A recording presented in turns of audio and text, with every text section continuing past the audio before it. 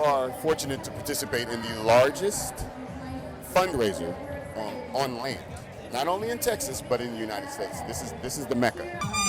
Otherwise known as Bike MS Texas, or more specifically, the College Station Texas Ride for Bike MS. We do have individuals that come from South America. We have some that come from all around the world.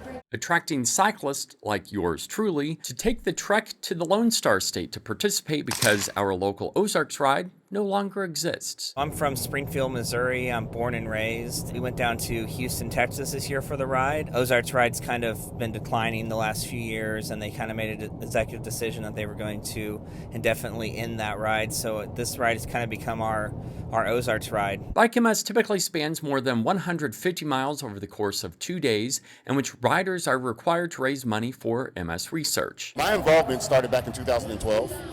Unfortunately, myself was diagnosed. I went completely blind in my right eye, lost my ability to speak and walk without assistance. Through money raised through fundraisers like this, the MS 150, the Texas MS 150, I myself no longer take shots every day. I take one pill a day. And as I'm articulating myself with the same voice that I lost, I can also see the camera that's pointing at me with the vision that I lost. Many times you'll find cyclists or supporters with personal connections. I've been biking for a few years now. This is the first time I participate in the MS. I did not know about MS until my friend, someone that I know, got it, and I heard about the challenge. It's a good challenge for a great cause, so I decided to do it. According to the MS Society website for Bike MS, this specific ride this year garnered nearly 5,300 riders who raised just under $7.5 million.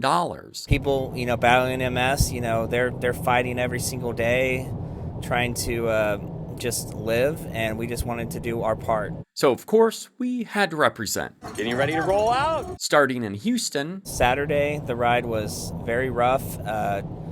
25 mile an hour headwinds. Even without strong winds. That was exhausting. It was crazy. It was terrible. But we did it. It's a true test for riders. Last year's ride, I did have a rider. He didn't look well, and he kept saying he was okay. But I knew that he wasn't. And so I kind of just followed him. He ended up passing out. So thankfully, we had, I seen EMS. I'm like, hey, look, he doesn't look good. Tiffany, an ER nurse, also with a connection to this ride. This one was more personal, just because my sister did it 1 year, and then we've just kind of remembrance of her. That we've done it every year since then. She biked the other years, and then we volunteered. She was also a nurse. She's a NICU nurse. She worked with Miss Mary Jane. This is her tent. And she asked us to come on and volunteer, and a couple of years back she didn't make it out of childbirth. Easy on your turn in. Many parts of the ride, you'll travel past country homes. Welcome to lunch stop. Welcome to lunch stop. Other times you'll bike through towns, giving encouragement in many forms. All cheering you on to that finish line. Oh my goodness, we made it. Just under 74 miles, at least for day one. Good morning. Gregory, they're still sleeping in the tent. The next morning we got a little bit of sleep, and next morning got up, did our almost 80 miles on Sunday, and just rocked it. A grueling first day took out many riders. Well, I thought about not doing today because how tough yesterday was, but I pushed through and we made it. But many stayed dedicated to what they started. I actually have my kids out here just to kind of getting them into the volunteer, mode, and learning how to volunteer and come out and do stuff for other people outside of themselves. Something that helps cyclists. Honestly, never give up, push through, and this is a great cause. Try to get as many people as you can involved, and you can do it. Volunteers.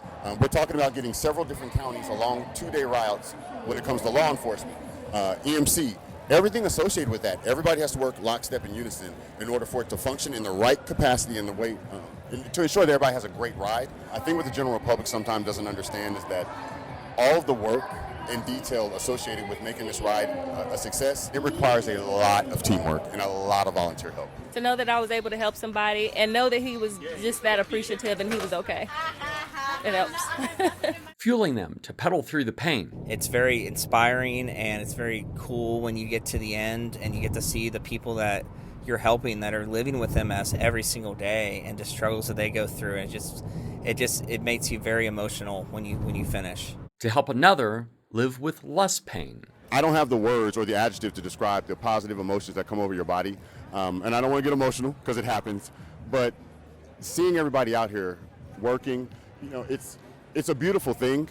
And what it reminds me is that us as individuals, with all the crazy stuff going on in this world, for a common cause, for something good, we put all of our differences aside and we come together. And I hope we can maintain doing that as we go forward, not just for them in society, not just for things in life, not politics, just in life, a love for human beings. Let's do better and be better.